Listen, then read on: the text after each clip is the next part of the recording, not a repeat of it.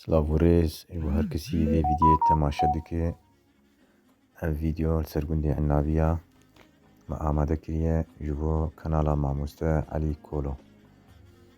Dîroka avakirina gundê Ennabiya vedigere sala 1954. Gundê Ennabiya di rêdayê bajarê Zirganê ye, 12 kîlometr dikeve başûrê Zirganê. Rûbera gund digihêje nêzî 4000 lolim.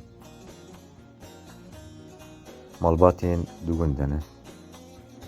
Malbata Mala İso, Azîzan e, malbata Hacı Mihemed û Heştahir Baravî ne, malbata Hacı Remmo Hesarî ne, malbata Heza Gêdatên û malbata Salih El-Matar ji eşîra Şerediyan.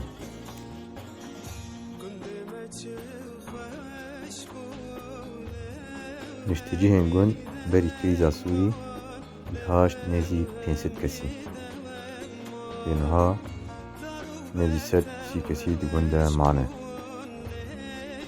Kesê derketin jî ji encama rewşa aborî derketinê hin bajarê din yan Bakurê Kurdistanê yan Başûrê Kurdistanê yan Ewropa.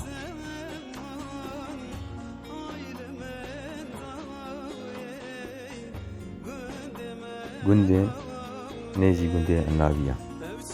Gundê Fethallah dikeve Rojavayê Ennabiya.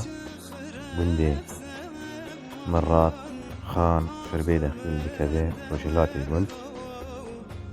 Lizga, Asî, Boğaz dikeve başûrê gund û gundê Depçar dikeve Bakurê gund.